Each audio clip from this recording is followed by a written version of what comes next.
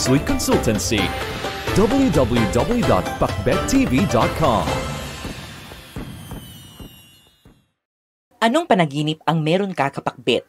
Alam mo ba na may iba't ibang uri tayo ng panaginip? Pero bakit ba tayo nananaginip? May mga iba't ibang rason kung bakit nananaginip ang isang tao, mga kapakbet. Sa mundo ng siyensya, meron tayong 4 na stages ng pagtulog at nananaginip tayo sa REM stage o sa Rapid Eye Movement stage. Wala pa ring sapat na dahilan kung bakit tayo nananaginip, mga kapakbet. May mga nagsasabi na ang ating mga panaginip ay nagmula sa ating deepest core. Sinasalamin nito ang ating mga emosyon, mga pinakatatagong damdamin, past trauma at iba pa. Kaya naman, mga kapakbet, ano nga ba ang iba't ibang uri ng panaginip? Pakinggan mo ang mga babanggitin pagka nakaranas ka na pala nito. Una, standard dreams. Ang unang uri ng panaginip, mga kapakbet, ay ang standard dreams. Ito ang mga panaginip na normal lang. On an average, tayo ay nananaginip 5 to 6 times per night pero hindi natin ito natatandaan. At ito ang panaginip na kadalasan nating nararanasan.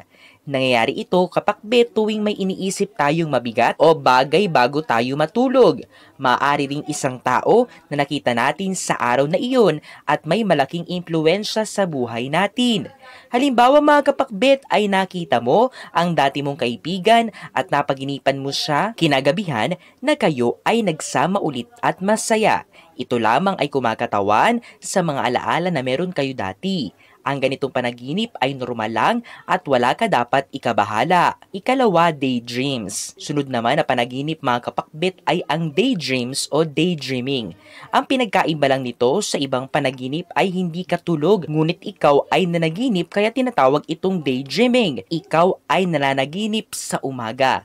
Ang konsepto nito, mga kapakbet, ay ganito. Wala ka sa sarili mo, hindi ka aware sa mga nangyayari sa paligid mo, ngunit andun ka sa lugar na iyon. Halimbawa, sa ganitong uri ng panaginip ay nasa gitna ka ng iyong trabaho, tapos bigla ka na lang nanaginip na ikaw ay namamasyal sa isang lugar na hindi mo pa napupuntahan. Kadalasan nangyayari ang mga ganitong panaginip sa mga taong may poor mental health at pagod na pagod ngunit hindi makatulog sa gabi. We have crossed one more milestone. It's only the beginning.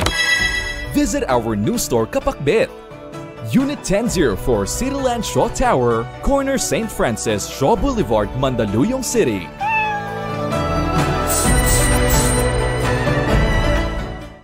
Ikatlo, lucid dreams. Pangatlong uri ng panaginip, mga kapakbet, ay ang lucid dreams. Isa ito sa mga rarest type of dreams na pwede nating mapaginipan dahil aware ka o alam mo na ikaw ay nananaginip. Talagang nararamdaman nila na sila ay nanaginip at dahil dito, mga kapakbet, hindi nila nakakalimutan ang kanilang panaginip pagkagising nila sa umaga. Base sa mga pag-aaral, ang ganitong panaginip ay hindi naman masama at walang ibibigay na problema sa katawan ng tao. Dagdag pa, ang ganitong panaginip ay kadalasang konektado sa healing at overcoming fears. Halimbawa nito ay nasa gubat ka, umuulan at malakas ang hangin, tapos ramdam mo talaga na ikaw ay nasa lugar na iyon, kapakbet. Ika-4, false awakening dreams. Isa ito sa mga common dreams, kapakbet. Ngunit ang pinagkaiba nito sa lahat ay akala mo gising ka na, ngunit ikaw ay nananaginip pa rin pala. Sa madaling salita, mga kapakbet, ang pagising mo ay parte pa ng iyong panaginip, kaya siya tinatawag na false awakening dream. Ika-5, nightmares. At ang panghuling uri ng panaginip, mga kapakbet, ay ang nightmares o ang bangungot. Kabilang na sa panaginip na ito ang sleep paralysis. Isa ito sa mga panaginip na mahirap at pangit maranasan dahil nakakatakot ito at may epekto ito sa ating mga sarili. Isa ito sa mga scariest at most disturbing types of dreams.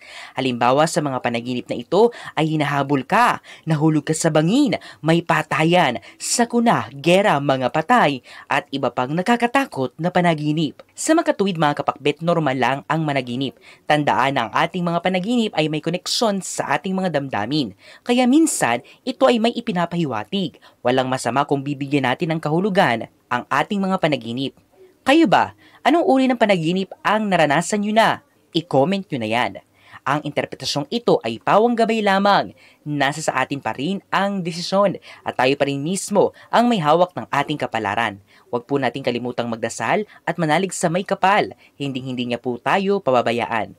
Huwag kalimutang mag-subscribe, i-like at i-share ang video ito sa inyong kapamilya at kaibigan. Maraming salamat sa panonood, mga kapakbet.